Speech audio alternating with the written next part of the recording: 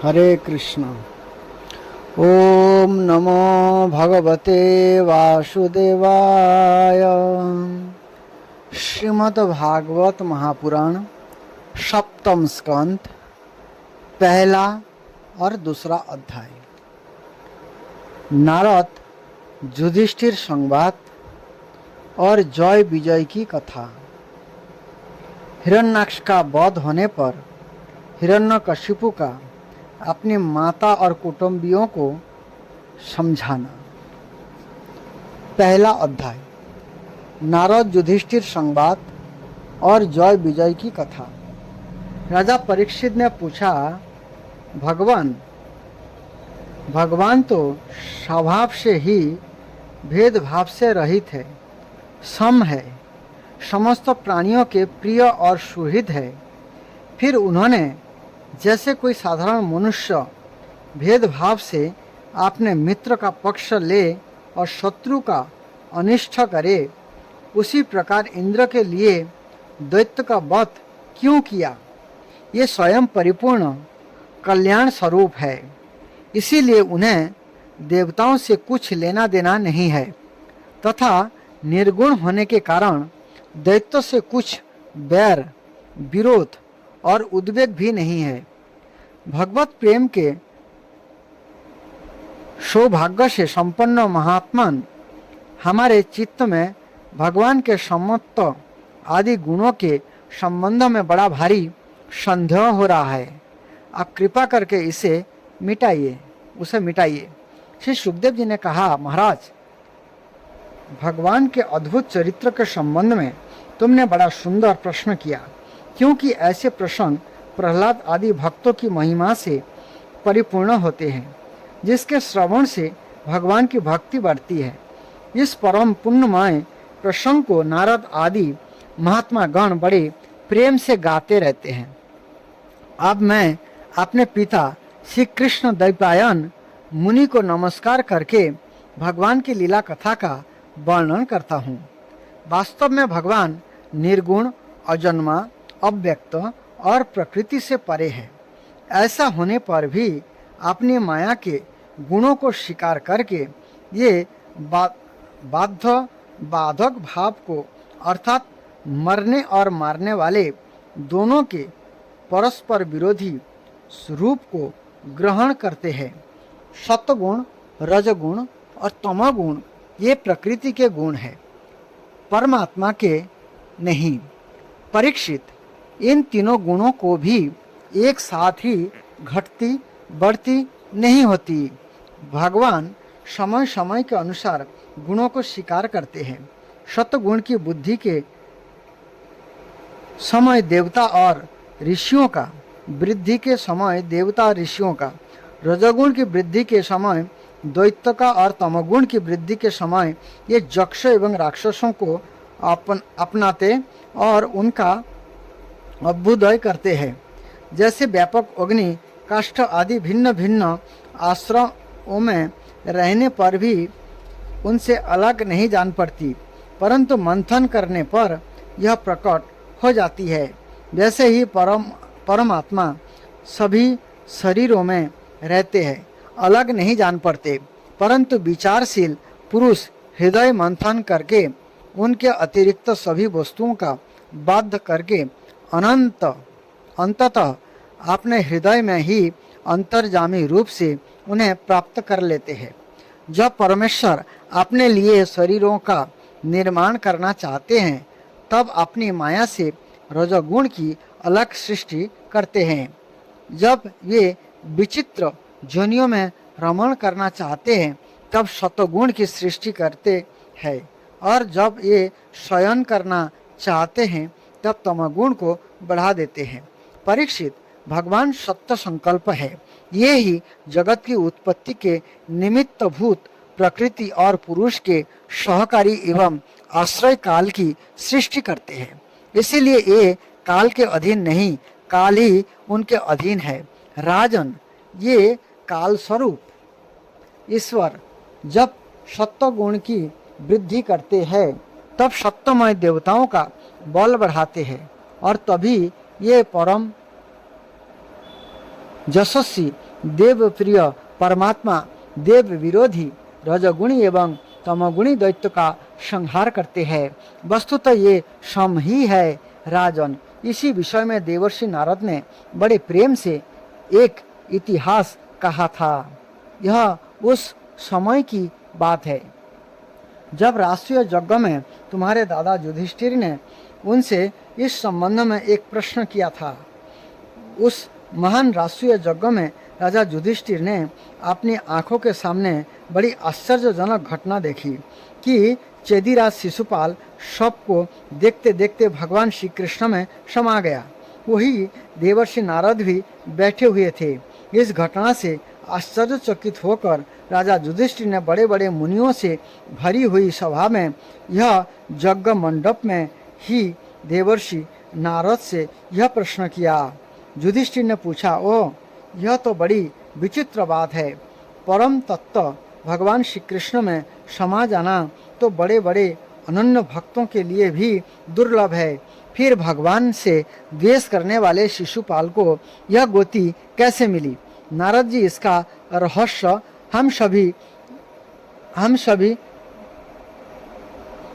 नारद जी, इसका रहस्य हम सभी जानना चाहते हैं। पूर्व काल में भगवान की निंदा करने के कारण ऋषियों ने राजा बैन को नरक में डाल दिया था। यह दम घोष का बैन का नरक में डाल दिया था। यह दम घोष का लड़का पापात्मा शिशुपाल और दुर्बुद्धि दंत वक्र दोनों ही जब से तुल्ला कर बोलने लगे थे तब से अब तक भगवान से द्वेष ही करते रहे हैं। युधिष्ठिर ने पूछा, ओ यह तो बड़ी विचित्र बात है। परम तत्व भगवान श्री कृष्ण में समा जाना तो बड़े बड़े अनन्य भक्तों के लिए भी दुर्लभ है। फिर भगवान से द्वेष करने वाले शिशुपाल को यह गति कैसे मिली? नारद जी, इसका रहस्य हम सभी जानना चाहते हैं। पूर्व काल में भगवान की निंदा करने के कारण ऋषियों ने राजा बैन को नरक में डाल दिया था।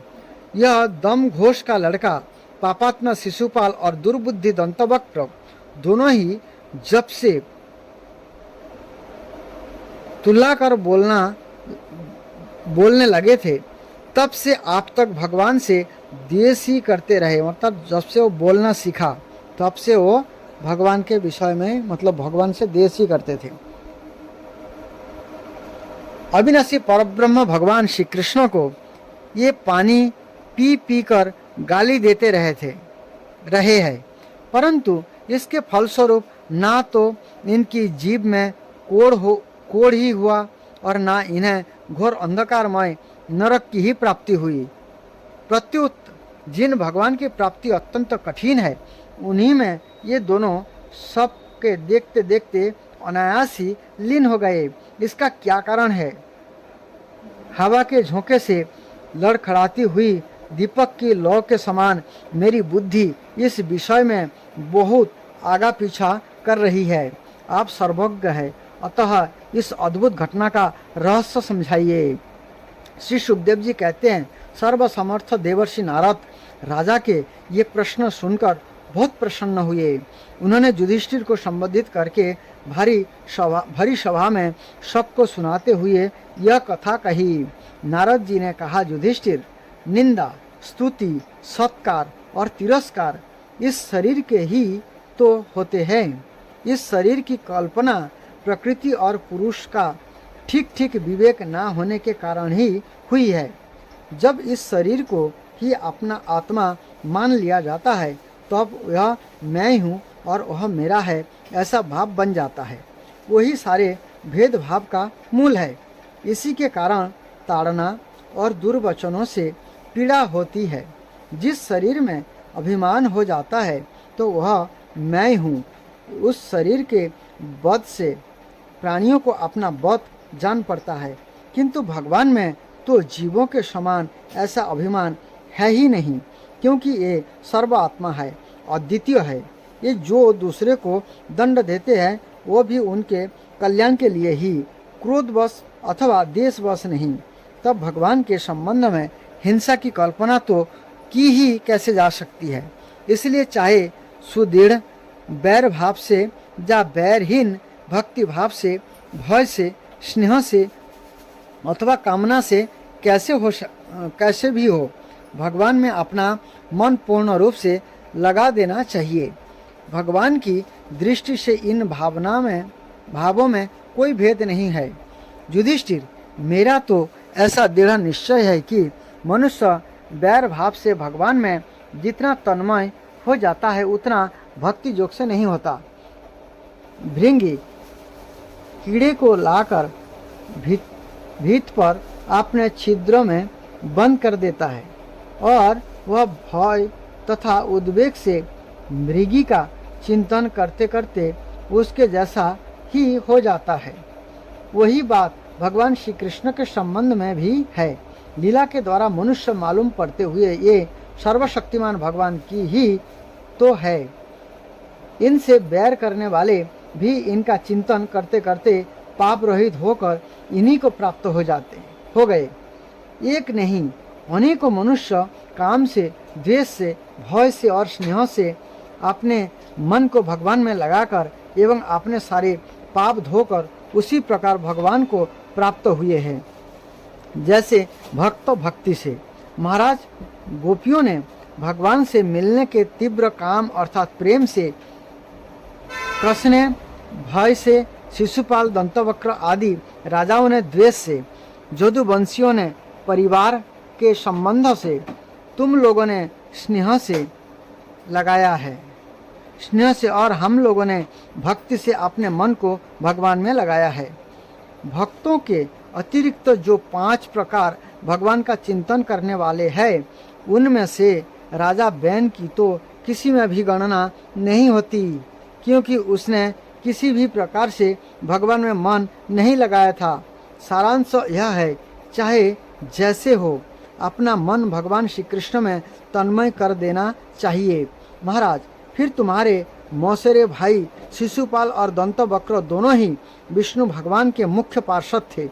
ब्राह्मणों के शाप से इन दोनों को अपने पद से च्युत होना पड़ा था। राजा युधिष्ठिर ने पूछा, नारद जी, भगवान के पार्षदों को भी प्रभावित करने वाला यह शाप किसने दिया था तथा वह कैसा था? भगवान के अनन्य प्रेमी फिर जन्म मृत्युमय संसार में आए, यह बात तो कुछ अविश्वसनीय सी मालूम पड़ती है। वैकुंठ के रहने वाले लोग प्राकृत शरीर, इंद्रियों और प्राणों से रोहित होते हैं। उनका प्राकृत शरीर से संबंध किस प्रकार हुआ, वह बात आप अवश्य सुनाइए। नारद जी ने कहा, एक दिन ब्राह्मण के मानस पुत्र शनक आदि ऋषि तीनों लोकों में स्वच्छंद विचरण करते हुए वैकुंठ में जा पहुँचे। यह तो ये सबसे प्राचीन है, परंतु जान पड़ते हैं ऐसे मानो 5-6 वर्ष के बच्चे हों, वस्त्र भी नहीं पहनते। उन्हें साधारण बालक समझकर द्वारपालों ने उनको भीतर जाने से रोक दिया। इस पर वे क्रोधित से हो गए और उन्होंने द्वारपालों को यह शाप दिया कि मूर्खों, भगवान विष्णु के चरण तो रजगुण और तमोगुण से रहित है। तुम दोनों इनके समीप निवास करने योग्य नहीं हो, इसलिए शीघ्र ही तुम यहाँ से पापमयी असुर जनी में जाओ। उनके इस प्रकार शाप देते ही जब ये वैकुंठ से नीचे गिरने लगे, तब उन कृपालु महात्माओं ने कहा, अच्छा, 3 जन्मों में इस शाप को भोग कर तुम लोग फिर से वैकुंठ में आ जाना। युधिष्ठिर, ये ही दोनों दिति के पुत्र हुए। उनमें बड़े का नाम हिरण्यकशिपु था और उसके छोटे का हिरण्याक्ष। दैत्य और दानवों के समाज में वही दोनों सर्वश्रेष्ठ थे। विष्णु भगवान ने नरसिंह का रूप धारण करके हिरण्याकशिपु को और पृथ्वी का उद्धार करने के समय वराह अवतार ग्रहण करके हिरण्याक्ष को मारा। हिरण्यकशिपु ने अपने पुत्र प्रहलाद को भगवत प्रेमी होने के कारण मार डालना चाहा और इसके लिए उन्हें बहुत से यातनाएं दी। परंतु प्रहलाद सर्वात्मा भगवान के परम प्रिय हो चुके थे, समदर्शी हो चुके थे। उसके हृदय में अटल शांति थी। भगवान के प्रभाव से ये सुरक्षित थे, इसलिए तरह तरह के चेष्टा करने पर भी हिरण्यकशिपु उनको मार डालने में समर्थ न हुआ। युधिष्ठिर, यही दोनों विश्रवा मुनि के द्वारा केसिनी अर्थात केसी के गर्भ से राक्षसों के रूप में पैदा हुए। उनका नाम था रावण और कुंभकर्ण।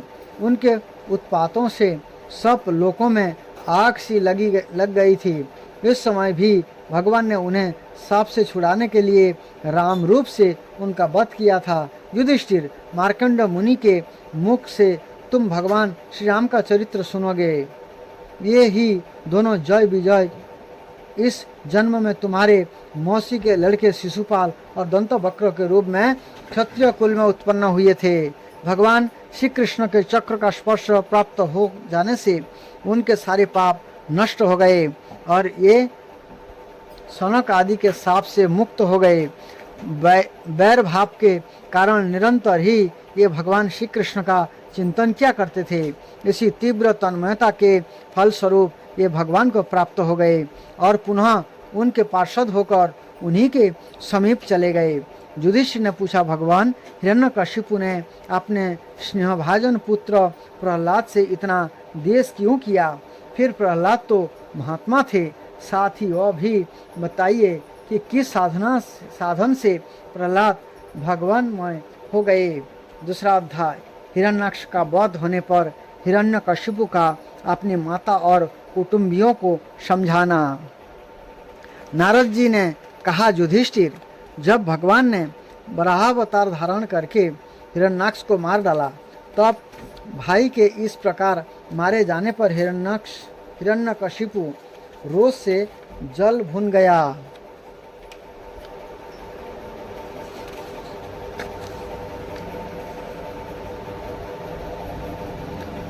और शोक से संतप्त हो उठा।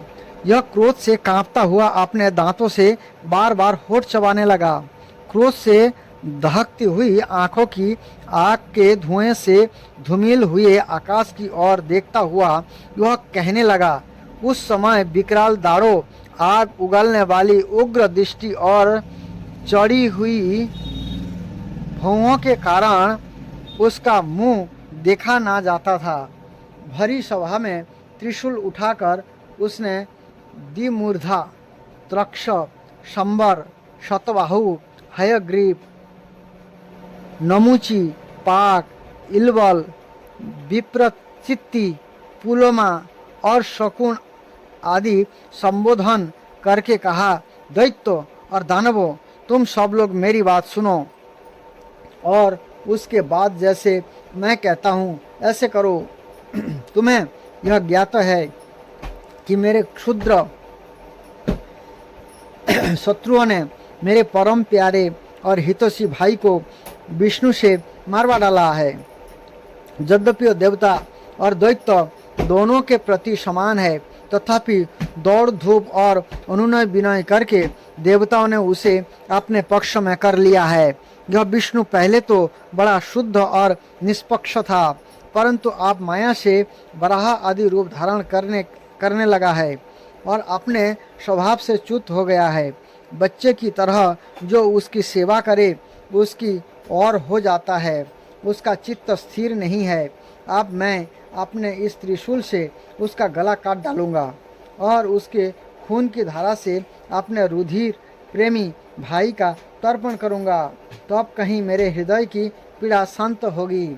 उस मायावी शत्रु के नष्ट होने पर पेड़ की जड़ काट जाने पर डालियों की तरह सब देवता अपने आप सूख जाएंगे, क्योंकि उनका जीवन तो विष्णु ही है। इसलिए तुम लोग इसी समय पृथ्वी पर जाओ। आजकल वहाँ ब्राह्मण और क्षत्रिय की बहुत बढ़ती हो गई है। यहाँ जो लोग तपस्या, यज्ञ, स्वाध्याय, व्रत और दान आदि शुभ कर्म कर रहा है, उन सबको मार डालो। विष्णु की जड़ है दी जातियों का धर्म कर्म, क्योंकि यज्ञ और धर्म ही उसके स्वरूप है। देवता, ऋषि, पितर, समस्त प्राणी और धर्मों का वही परम आश्रय है।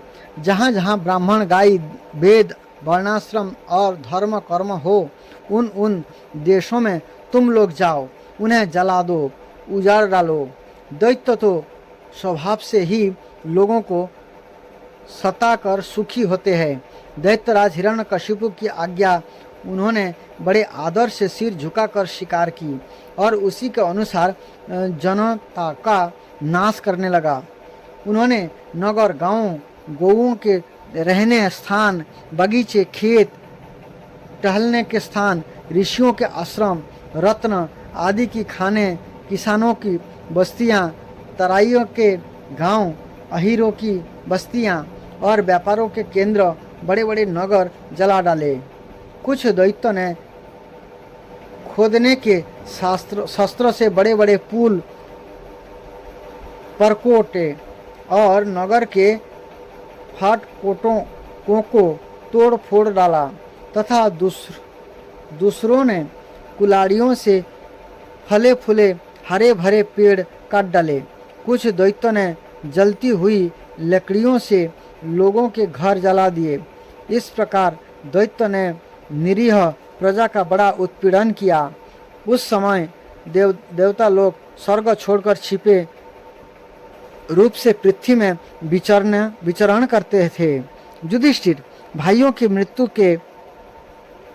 की मृत्यु से हिरण्यकशिपु को बड़ा दुख हुआ था। जब उसने उसकी अंत्येष्टि क्रिया से छुट्टी पाली, तब शकुनी, शंबर, धृष्ट, भूत संतापन, वृक, कालनाभ, महानाभ, हिरण्य, हरिश्रु और उत्कर्ष आपने इन भातियों को सांत्वना दी। इनकी माता ऋषा भानु को और अपनी माता दीति को देश काल के अनुसार मधुर वाणी से समझाते हुए कहा। हिरण्यकशिपु ने कहा, मेरी प्यारी माँ, बहू और पुत्रों, तुम्हें वीर हिरण्याक्ष के लिए किसी प्रकार का शोक नहीं करना चाहिए। वीर पुरुष तो ऐसा चाहते ही है कि लड़ाई के मैदान में अपने शत्रु के सामने उसके दांत खट्टे करके प्राण त्याग करे। वीरों के लिए ऐसा ही मृत्यु श्लाघनीय होती है। देवी, जैसे प्याऊ पर बहुत से लोग इकट्ठे हो जाते हैं, परंतु उनका मिलना जुलना थोड़ी देर के लिए ही होता है, वैसे ही अपने कर्मों के फेर से दैववश जीव भी मिलते और बिछड़ते हैं।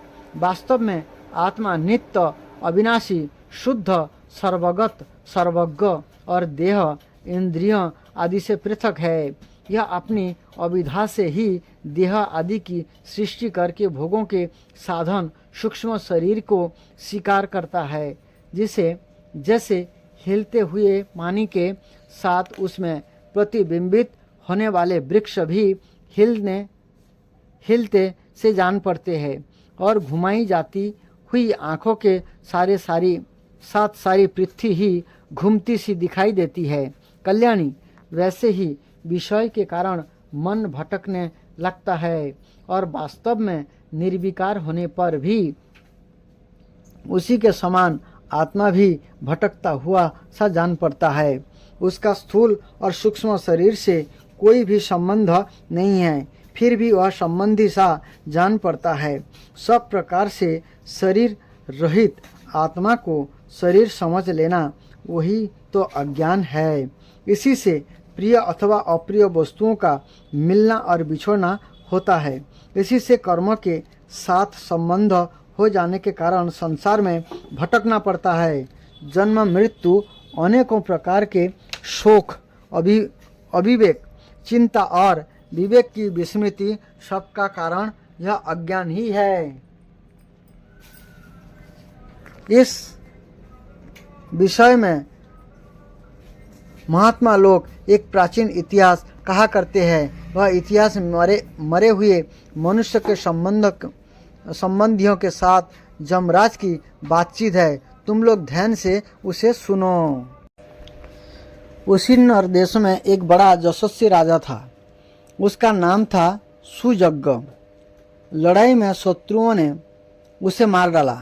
उस समय उसके भाई बंधु उसे घेर कर बैठ गए।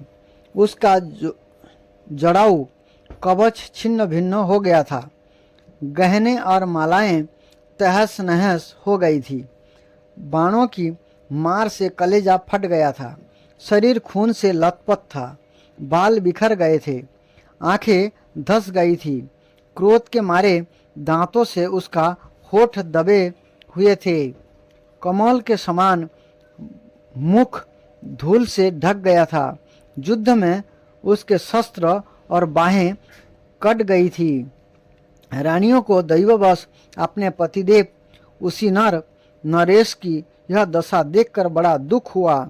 ये हा नाथ, हम अभागिने तो बेमत मरी गई। यह कहकर बार बार जोर से छाती पीटती हुई अपने स्वामी के चरणों के पास गिर पड़ी। ये जोर जोर से इतना रोने लगी कि उनके कुछ कुम से मिलकर बहुत से लाल लाल आंसुओं ने प्रियतम पाद पद्म पखार दिए। उनके केस और गहने इधर उधर बिखर गए। ये करुण क्रंदन के साथ विलाप कर रही थी, जिसे सुनकर मनुष्यों के हृदय में शोक का संचार हो जाता था। हाय विधाता, बड़ा क्रूर है स्वामिन, उसी ने आज आपको हमारी आंखों से ओझल कर दिया। पहले तो आप समस्त देशवासियों के जीवन दाता थे, आज उसी ने आपको ऐसा बना दिया कि आप हमारे शोक बढ़ा रहे हैं। पतिदेव, आप हमसे बड़ा प्रेम करते थे, हमारी थोड़ी सी सेवा को भी बड़ा करके मानते थे। हाय आपके बिना हम कैसे रह सकेंगे। हम आपके चरणों की चेरी है। वीरवर, आप जहाँ जा रहे हैं वहीं चलने की हमें भी आज्ञा दीजिए। ये अपने पति की लाश पकड़कर इसी प्रकार विलाप करती रही। उस मुर्दे को वहाँ से दाह के लिए जाने देने की उनकी इच्छा नहीं होती थी। इतने में ही सूर्यास्त हो गया। उस समय उसी नर राजा के संबंधियों ने जो विलाप किया था उसे सुनकर यहाँ स्वयं जमराज बालक के वेश में आए और उन्होंने उन लोगों से कहा। जमराज बोले, बड़े आश्चर्य की बात है, ये लोग तो तुझसे सयाने हैं, बराबर लोगों का मरना जीना देखते हैं, फिर भी इतने मूढ़ हो रहे हैं। अरे, यह मनुष्य यहाँ से आया था, जहाँ से आया था वहीं चला गया। इन लोगों को भी एक ना एक दिन वहाँ जाना है। फिर झूठ मूठ ये लोग इतना शोक क्यों करते हैं। हम तो तुमसे लाख गुना अच्छे हैं, परम धन्य है, क्योंकि हमारे माँ बाप ने हमें छोड़ दिया है। हमारे शरीर में पर्याप्त बल भी नहीं है, फिर भी हमें कोई चिंता नहीं है। भेड़िए आदि हिंसक जंतु हमारा बाल भी बांका नहीं कर पाते। जिसने गर्भ में रक्षा की थी वही इस जीवन में भी हमारा रक्षा करते रहते हैं। देखिए, जो अविनाशी ईश्वर अपनी मौत से इस जगत को बनाता है, रखता है और बिगाड़ देता है, उस प्रभु का यह एक खिलौना मात्र है। यह इस चराचर जगत को दंड या पुरस्कार देने में समर्थ है। भाग्य अनुकूल हो तो रास्ते में गिरी हुई वस्तु भी जो कि तो पड़ी रहती है, परंतु माया के प्रतिकूल होने पर घर के भीतर तिजोरी में रखी हुई वस्तु भी खो जाती है। जीव बिना किसी सहारा के देव की दया दृष्टि से जंगल में भी बहुत दिनों तक जीवित रहता है, परंतु देव के विपरीत होने पर घर में सुरक्षित रहने पर भी मर जाता है। रानियों, सभी प्राणियों की मृत्यु अपने पूर्व जन्म की कर्म वासना के अनुसार समय पर होती है और उसी के अनुसार उसका जन्म भी होता है, परंतु आत्मा शरीर से अत्यंत भिन्न है, इसलिए वह उसमें रहने पर भी उसके जन्म मृत्यु आदि धर्मों से अछूता ही रहता है। जैसे मनुष्य अपने मकान को अपने से अलग और मिट्टी का समझता है, ऐसे ही वह शरीर भी अलग और मिट्टी का है। मोहवश यह इसे अपना समझ बैठता है। जैसे बुलबुले आदि पानी के विकार, घड़े आदि मिट्टी के विकार और गहने आदि स्वर्ण के विकार समय पर बनते हैं, रूपांतरित होते हैं तथा नष्ट हो जाते हैं, ऐसे ही इन्हीं तीनों के विकार से बना हुआ यह शरीर भी समय पर बन बिगड़ जाता है। जैसे काठ में रहने वाली व्यापक अग्नि स्पष्ट ही उससे अलग है, जैसे देह में रहने पर भी वायु का उससे कोई संबंध नहीं है, जैसे आकाश सब जगह एक सा रहने पर भी किसी के दोष गुण से लिप्त नहीं होता, ऐसे ही समस्त इंद्रियों में रहने वाला और उनका आश्रय आत्मा भी उनसे अलग अलग निर्लिप्त है। मूर्खों, जिसके लिए तुम यह शोक कर रहे हो, यह सुजग नाम का शरीर तो तुम्हारे सामने पड़ा है। तुम लोग इसी को देखते थे। इसमें जो सुनने वाला और बोलने वाला था, यह तो कभी किसी को नहीं दिखाई पड़ता था, फिर आज भी नहीं दिखाई दे रहा है। तो शोक क्यों?